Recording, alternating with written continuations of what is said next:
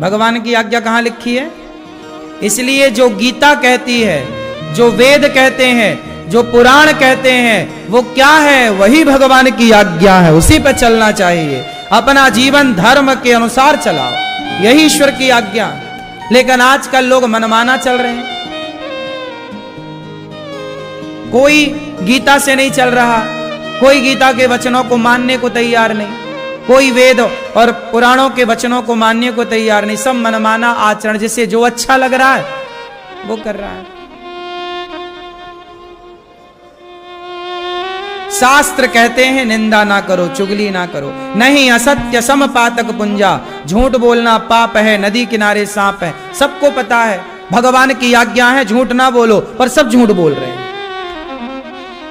भगवान की आज्ञा है दयावान बनो, पर आजकल लोग निर्दयी हो गए, मांस खा रहे हैं। मांस खाना मतलब आपका निर्दयता दिख रही है कि आप अपने स्वाद के लिए जीव हत्या कर रहे हैं।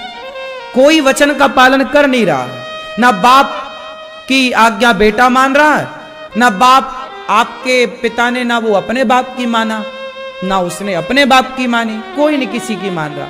सब चाह रहे हैं माई लाइफ माई चॉइस, हम खुश रहें, स्वतंत्र रहें, हमें कुछ ना बोलना, हमें आप ना समझाओ, हम खुद ज्ञानी हैं। आजकल लोग किसी की सुनना नहीं चाह रहे। बहुओं को बताओ तो बहुएं बोलती हम खुद पढ़ी लिखी हैं, हमें क्या पढ़ा रहे हो।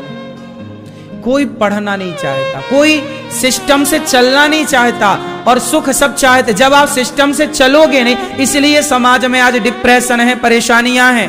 आज का व्यक्ति ज्यादा परेशान है, पहले का व्यक्ति कम परेशान था, क्योंकि पहले का व्यक्ति सिस्टम से चलता था। पहले के आदमी को डर लगता था झूठ बोलने से, पहले का आदमी झूठी गवाही नहीं देता था, पहले का आदमी ईमानदारी से जीवन जीता था। पहले का आदमी इतना ईमानदार था कि अपनी पत्नी के सिवा पराई नारी को नहीं देखता था। यदि वो पराई नारी को देखता है, मतलब आप अपनी पत्नी को धोखा दे रहे हैं, आप अपनी पत्नी से झूठ बोल रहे हैं। और धोखा तो धोखा है, चाहे पत्नी को दो या पति को। आजकल कुछ स्त्रियां भी अपने पति के होने पर भी पर पुरुष से छिप छिप के बात कर लेती हैं, और कुछ तो भाग भी जाती हैं पराये मर्द के संग, कुछ कुछ ये भी देखने को मिलता है। तो ये क्या है? धोखा है। ऐसे धोखेबाजों को भगवान मिल जाएंगे, इन्हें करोड़ों जन्म अभी और लेने पड़ेंगे। इसलिए कहता हूं, आप जीवन को ऐसा जियो कि आपके जीते जी आपको ऐसा फील हो कि मैं बैकुंठ में हूं, और जो यहां बैकुंठ में वो वहां भी बैकुंठ। फिर तुम्हारी दुर्गति नहीं होगी, सदगति होगी। आज्ञा का पालन। क्यों मैया? ईश्वर की आज्ञा क्या है? पति कौन होता है? बोलो।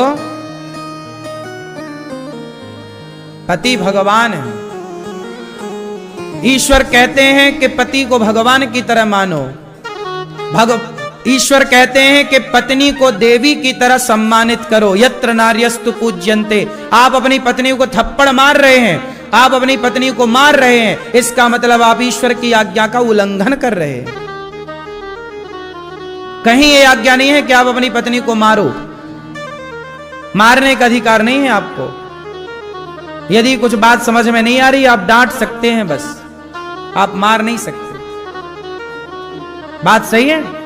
लेकिन आज सब लोग भगवान की आज्ञा का क्या कर रहे हैं? उल्लंघन। कोई नहीं सुन रहा, पत्नी को मार रहा है, पत्नियां भी पति को जड़ रही हैं थप्पड़ पे थप्पड़।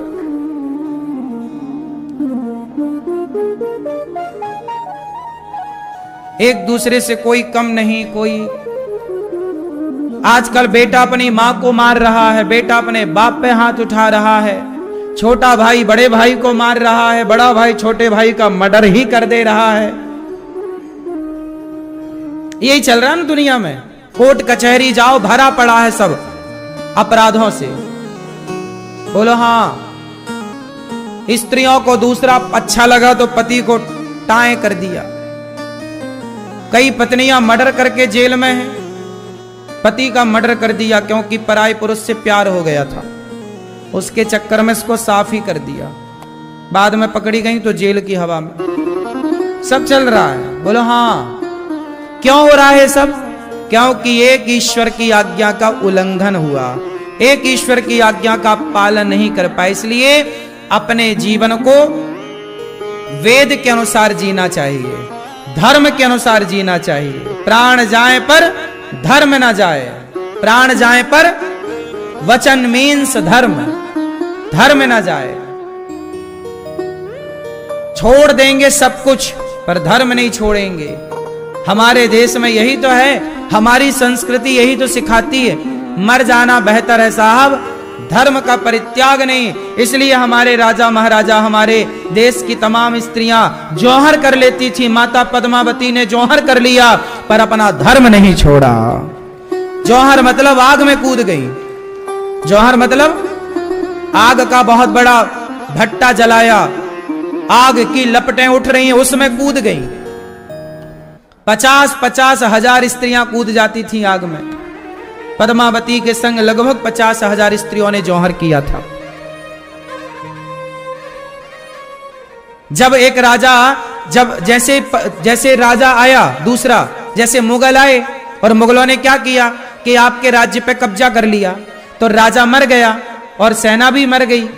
तो अब सेनाओं की जो पत्नियां हैं, सैनिकों की जो विधवा पत्नियां हैं और राजा की पत्नी जिसका पति शहीद हो चुका युद्ध में, अब वो पत्नियां सेना की और वो राजा की रानी क्या करती, वो जीता हुआ राजा आता था, इस रानी को पकड़कर उसके साथ बलात्कार करता था, इन महिलाओं के साथ अत्याचार करते थे। तो वो अत्याचार ना कर सकें, हमारे शरीर पर किसी पर पुरुष का स्पर्श ना हो, हम मर जाएं पर अपने धर्म का त्याग ना करें। मर जाती थी वो, इसी को कहते थे जौहर। मीराबाई ने जिक्र किया है इस बात का, जौहर की गति जौहर जाने, जो कोई जौहर होए, हैरी मैं तो प्रेम दीवानी, मेरो दर्द न जाने कोई। ये मीराबाई ने पदों में गाया है। जौहर की बात मीराबाई ने भी, मीराबाई के जमाने में जौहर था, उस समय वही कालखंड था जब देश गुलाम था, मुगलों के अधीन था, चारों तरफ युद्ध ही युद्ध चल रहे थे। आज का भारत फिर भी उस समय के भारत से अच्छा है, उस समय युद्ध ही युद्ध था, चारों तरफ खून की नदियां थी। लेकिन उस समय तलवार की नोक गर्दन में थी, लेकिन लोग मर गए पर धर्मांतरण नहीं किया, धर्म को नहीं छोड़ा, अपने धर्म से इतना प्यार था। और आज सब सुविधाएं होने पर भी आदमी 1000-2000 में धर्म छोड़ने को तैयार है। गांव के गांव धर्मांतरण की आग में जल रहे हैं इस देश में। बोलो हाँ, मुगल तलवार के नोक में जितना धर्मांतरण ना करा पाए, आज आजाद भारत में उससे ज्यादा धर्मांतरण पैसों के बल पे हो रहा है। बोलो हाँ, ये बड़ी विडंबना है। ये इसलिए हुआ क्योंकि आप अपने बच्चों को धर्मात्मा ना बना पाए, धर्म का पाठ ना पढ़ा पाए, बता ना पाए कि धर्म की वैल्यू क्या है, धर्म की कीमत क्या है। स्वधर्मे निधनम श्रेयः पर धर्मो भयावह, गीता में भगवान कहते हैं। धर्म बड़ी चीज है साहब, धर्म ही चला गया तो हम बचे किस काम के। इसलिए मेरी माँ, तुम्हारे द्वार से कोई अतिथि लौट गया ना खाली भूखा, मतलब धर्म चला गया तुम्हारा। आजकल लोगों के द्वार पे कोई साधु संत आए तो लोग रोटी नहीं देते, ताने मारते, अरे कमा के खा नहीं सकता, शरीर तो बड़ा हट्टा कट्टा है। उसने तुम्हारा ज्ञान नहीं चाहा, तुमसे रोटी मांगी थी, रोटी भी तुम दे ना पाए। ज्यादा ज्ञानी ना बनो साहब, भूखे को रोटी देना धर्म है, ज्ञान देना धर्म नहीं है। हमें लगी है भूख, हम मांग रहे हैं रोटी और तुम दे रहे हो ज्ञान। हमें लगी है प्यास, हम मांग रहे हैं पानी, तुम दे रहे हो ज्ञान। सही है? ज्ञान ना दो, पानी दो, ज्ञान ना दो, रोटी दो। सही है? लेकिन आज तमाम लोग अपने द्वार से साधु संत, पहले के जमाने में मेरे अपने गांव में मैं देखता था, हमारे गांव में रोज कोई ना कोई साधु संत आते थे भिक्षा मांगने, भिक्षाम देही, और खरताल लेके आते थे, एक भजन सुनाते थे पहले, फिर भिक्षा मांगते थे, मैया भिक्षा दे दो, फिर उसे जरा सा आटा, फिर चावल, लोग अपनी अपनी श्रद्धा से देते थे। आजकल वो लोग नहीं आते। आते हैं आपके गांव क्षेत्र में? अब बताओ, आपके घर में अब कोई आता भिक्षा मांगने? बोलो, पहले की अपेक्षा, पहले की अपेक्षा बातें हैं। अब आता होगा तो कोई भूला भटका कभी कभी आता होगा, हाँ या ना। आपके द्वार पर अब कोई आता नहीं है। आपके द्वार पर अब क्या लिखा है? कुत्तों से सावधान। अब यहां कौन रहता है? अब यहां कुत्ते रहते हैं। अब यहां कौन रहता है? अब ये कुत्तों का ठिकाना है। और जहां कुत्तों का ठिकाना है वहां अतिथि काय को जाएगा? कटवाने।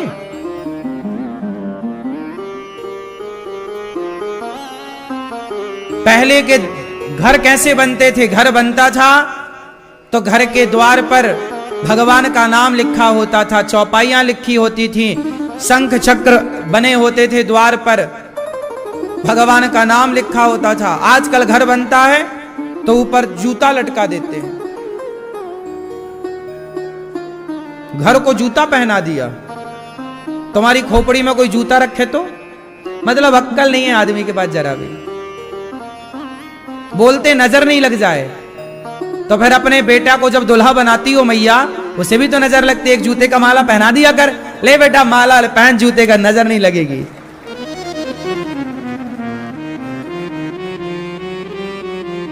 मतलब कुछ भी चल रहा है मन माना, अक्कलहीन है। द्वार पर क्या होना चाहिए? मंगल भवन अमंगल हारी द्रवं सुदशरथ। भगवान का नाम लिखो, जय श्रीमन नारायण, जय श्री सीताराम, राधे राधे। भगवान का नाम द्वार पर हो। द्वार पर आपके शंख चक्र, जैसे ये शंख चक्र यहां, ताकि चक्र आपके अंदर कोई नेगेटिविटी ना जाने दे। शंख सदा आपकी विजय कराए। विजय का प्रतीक है ना शंख। जब युद्ध होता था विजय होती शंख। युद्ध की शुरुआत भी शंख से। भगवान प्रकट होते हैं शंख चक्र लेकर। ये आयुध हैं। तो ये सब होना चाहिए घर पे। तुलसी का बिरवा होना चाहिए, तुलसी का पेड़ घर पे द्वार पर सजा, तुलसी हो, द्वार पर भगवान का नाम हो, है ना। कोई साधु संत आए तो एक कलश द्वार पे होना चाहिए। कलश लेके, कलश का स्पर्श करके जाते सब मर्यादाएं थी। हर 15 दिन महीने में एक वंदनवार अपने घर पे बांधा करो। वंदनवार समझते हैं? वंदनवार घर के आंगन को थोड़ा जगह है तो गाय के गोबर से लीपा करो, चौक पूरा करो, वहां एक कलश कभी जलाया करो। घर का द्वार में दीपक जलाने का अर्थ होता है कि हमारा द्वार रोशनी से भरा हो। जहां द्वार पर रोशनी होती है वहां घर के भीतर भी रोशनी होती है, सुख खुशियां होती हैं, प्रसन्नता होती है। अब कुछ नहीं करते लोग, पता ही नहीं कुछ करते हैं। अच्छा मैया ऐसा होना, यही परंपरा भारत की, करना चाहिए। गाय के गोबर से महाराष्ट्र में मैंने कुछ जगह देखी, कुछ कुछ भारत में आज भी परंपराएं हैं कि वो रोज अपने द्वार पर चौक पूरते हैं, रंगोली बनाते हैं। मतलब द्वार को साफ सुथरा। अच्छा मेरे घर लक्ष्मी आए, मेरे घर अन्नपूर्णा आए, मेरे घर भगवान आए, है ना। कुछ आजकल दिन भर व्हाट्सएप, दिन भर फेसबुक, कुछ मतलब ही नहीं किसी को। भोजन बन जाए तो एक बार बाहर निकल के देख लो कि आपके आसपास कोई भूखा तो नहीं है, उसे खिलाओ फिर खाओ। यही गृहस्थ की मर्यादा है, यही गृहस्थ धर्म है। तो वेद की आज्ञा का पालन करो। किसकी आज्ञा पे चलोगे? धर्म पर चलो मैया। अधर्म पर चलोगी सर्वनाश हो जाएगा। आज लोगों की बुद्धियां भ्रष्ट हो गई, अधर्म पर चल रहे हैं। सारे लड़का लड़की अधर्म पर चल रहे हैं। अब बताओ, शादी के पहले एक लड़का किसी लड़की के कंधे पे हाथ डाल के चल रहा है, उसके संग नाच रहा है ना, लिव इन में रह रहा है। क्या ये धर्म है? क्या पराई स्त्री के संग संबंध में रहना, क्या ये धर्म है? फिर आजकल बच्चे कर रहे हैं, ये सब खुलेआम चल रहा है, अधर्म है। अब ये इन अधर्मियों से फिर आप आगे चल के किन धर्मात्माओं की उम्मीदें करोगे? जब आज की युवा पीढ़ी सब लिबन में रह के भ्रष्ट हो चुकी होगी, तो जब इनकी शादियां होगी, इनके बच्चे होंगे, तो वो कितने धर्मात्मा होंगे? जैसे आज आपके बुजुर्ग हैं तो हम लोग कहते हैं कि हमारे बुजुर्ग सही हैं, लेकिन जब आप लोग बुजुर्ग बनोगे आने वाली पीढ़ी के लिए, तो आपके बच्चे कहेंगे हमारे बुजुर्ग तो लिव इन में रहते थे, तो पता नहीं वो काय में रहेंगे। क्यों जी? आज की हम सब लोग हमारे आने वाली पीढ़ी के लिए तो हम लोग ही ना बुजुर्ग कहलाएंगे। तो हमारे आने वाली पीढ़ी क्या कहेगी कि हमारे बुजुर्ग तो लिव इन में रहते थे।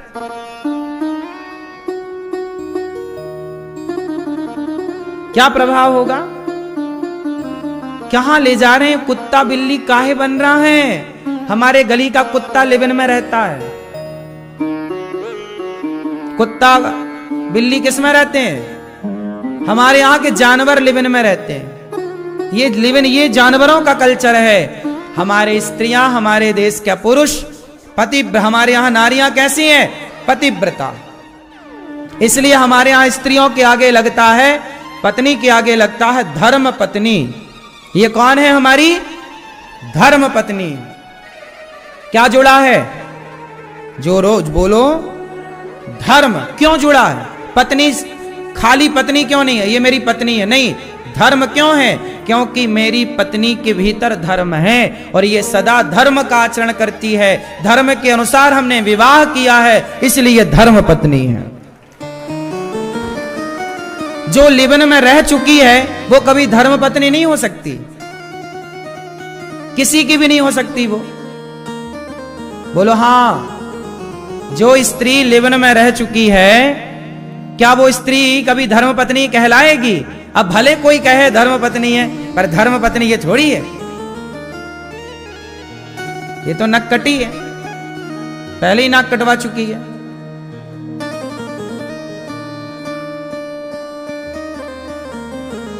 इसलिए हमारे यहां धर्म शब्द को समझो। आज की नेताओं ने धर्म को हटा दिया सब जगह से। बोले धर्म शब्द का प्रयोग नहीं होगा। काहे नहीं होगा भैया? धर्म के बिना जीवन है? धर्म चला जाएगा तो मुर्दे हो जाओगे, मुर्दे। जब तक आप लोगों के भीतर धर्म है तब तक ही आप हैं। आप हो तो धर्म, धर्म है तो आप हैं। रामो विग्रहवान धर्म, राम ही धर्म है। राम के जीवन में धर्म था तो राम की पूजा हो रही है। रावण के जीवन में धर्म नहीं था, गली गली फूका जा रहा है। धर्म है तो आपकी कीमत है साहब, धर्म नहीं होगा तो आप मुर्दे से कम नहीं है। आपकी कीमत किसके बल पर है? धर्म के बल पर। इसलिए कहता हूं, जाने न देना धर्म, करना लोभ मत धन धाम का। और धर्म ही जाता रहा तो धन रहा किस काम का? हमारे यहां पर धर्म को बड़ा माना है। बताओ, धन बड़ा कि धर्म बड़ा? कौन बड़ा? कौन बड़ा? धर्म बड़ा। कैसे बड़ा? कैसे बड़ा? धर्म किसे कहते हैं? मैया, मोबाइल वाली मैया, धर्म किसे कहते हैं बताओ? क्यों? पीले भैया बताएंगे। पीले भैया लाल बैग लिए हैं। बताओ धर्म किसे कहते हैं? बैठे बैठे बताना, खड़े नहीं होना। धर्म किसे कहते हैं? आपके अंदर धर्म है? हाँ या नाम उत्तर है? कहां है? आपके अंदर धर्म है? आपको कैसे पता? आपके भीतर, सब लोग बताओ, आपके अंदर धर्म है? हाँ या नाम उत्तर है? कैसे है? कैसे माने हम कि धर्म है? धर्म क्या कर रहा है आपके भीतर? आपको कहां पता चल रहा है कि ये धर्म है? क्या धर्म क्या बता रहा है? आपके भीतर धर्म है, ये आपको कब पता लगा? क्या धर्म है तो आपके व्यवहार में क्या परिवर्तन है? क्या व्यवहार ऐसा है जो धर्म के अकॉर्डिंग हो? बताओ। क्यों मैया, आपके भीतर धर्म है? बताओ कहां है? मीन्स क्या करता है आपके भीतर धर्म? आपके व्यवहार कैसे माने जाएं कि आप धर्म है आपके अंदर? बताओ।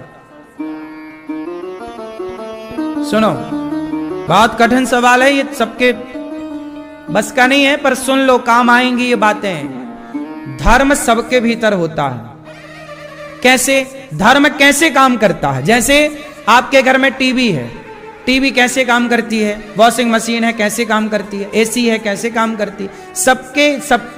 सबका पॉइंट तो लाइट है, लाइट का प्लग ना लगता है सब में, लेकिन सबके काम अलग अलग काम करती है। एसी अलग काम करती है, कूलर अलग काम करता है, वॉशिंग मशीन अलग काम करती है। वो भोजन गर्म करने वाला होता वेव क्या बोलते हैं, माइक्रोवेव बोलते हैं, वो अलग काम करता है। सबका काम अलग है।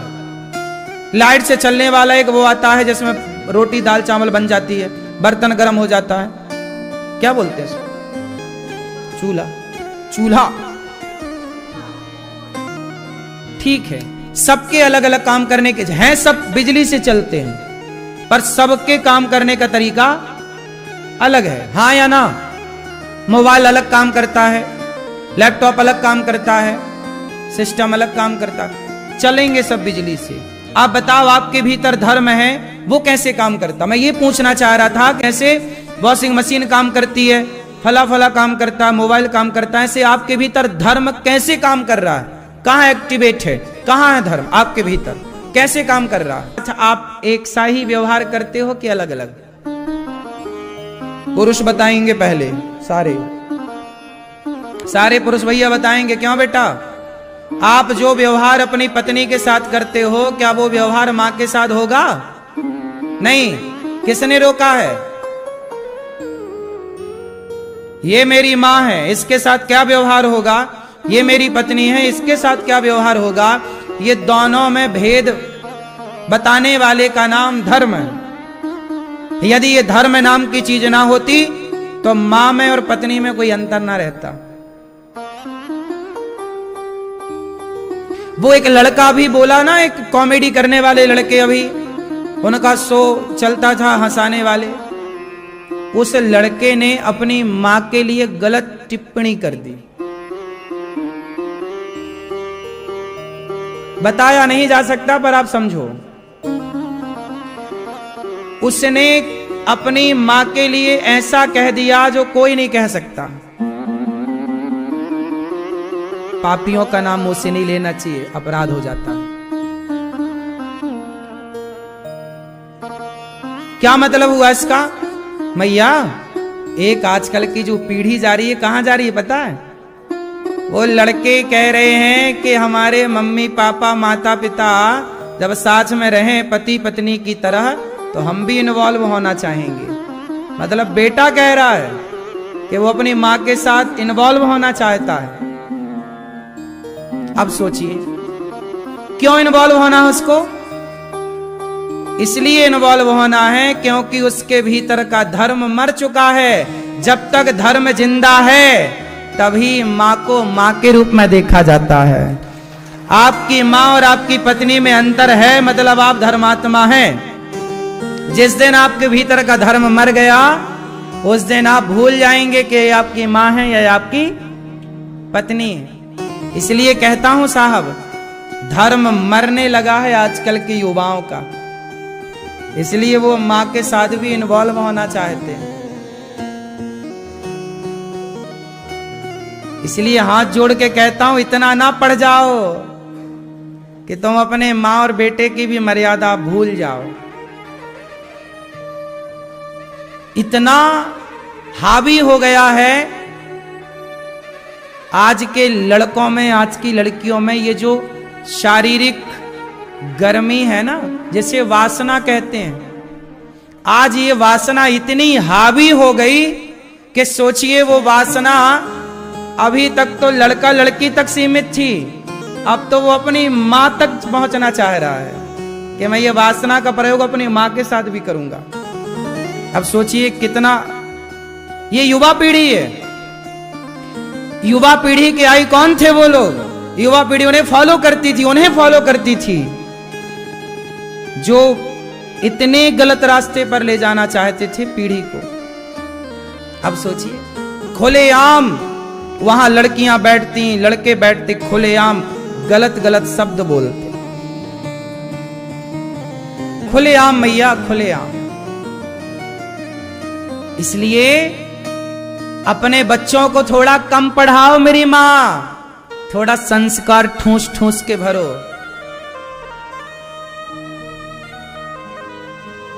ज्यादा पढ़ लिख गए